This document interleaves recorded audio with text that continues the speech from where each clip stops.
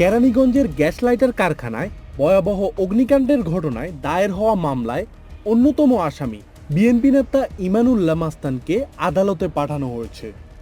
রোববার সকাল 9:30টার দিকে তাকে আটক করে দক্ষিণ কেরানীগঞ্জ থানা পুলিশ। পরে বিকেলে ঢাকার চিফ জুডিশিয়াল কোর্টে হাজির করা হলে আদালত তাকে কারাগারে পাঠানোর নির্দেশ দেয়। একই সঙ্গে আগামী সোমবার তার রিমান্ড শুনানির দিন নির্ধারণ করা হয়েছে।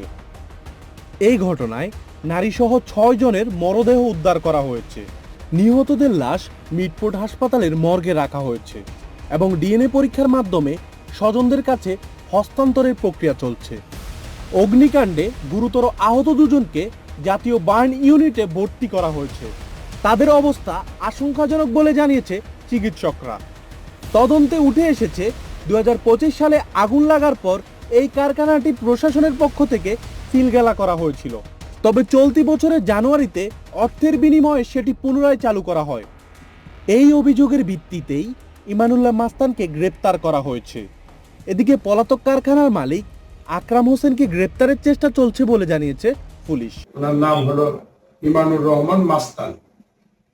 উনি এই আগানগর ইউনিয়নে বাসিন্দা এবং সে একজন চেয়ারম্যান প্রার্থী বলে এলাকায় সমালোচিত আছে। বছর খানিক আগে আরেকবার এই ফ্যাক্টরিতে আগুন লেগেছিল। ওখানে এই মোবাইল কোর্টের মাধ্যমে আমাদের আইন শৃঙ্খলা বাহিনী, সেনাবাহিনী ছিলেন, ওটা সিলগালা করে দিয়েছিল। পরবর্তীতে এই সিলগালা কিভাবে খুলেছে এখন তদন্তের বিষয়, পরে তদন্ত সাপেক্ষে পর বিস্তারিত জানিয়ে আদালতে তার রিমান্ডের আবেদন করেছি। সর্বমোট আমরা এখানে এই অ্যাকুইজ করছি বাইনারি 3 জন, আর অজ্ঞাতনামা আছে আকরামুল্লাহ আকরাম হোসেন, তার ছেলে হলো আহনাফ আকিব আকরাম, 3 নম্বর হলো ইমানুল্লাহ মাস্তান এলাইস মাস্তান।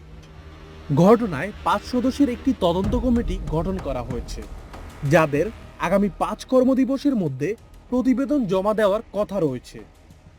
নিহতদের পরিবারকে 2 লাখ টাকা করে ক্ষতিপূরণ দেওয়ার ঘোষণা দিয়েছে সরকার। পুলিশ জানিয়েছে এই ঘটনায় ইতিমধ্যে একটি মামলা দায়ের করা হয়েছে এবং তদন্ত প্রক্রিয়া অব্যাহত রয়েছে।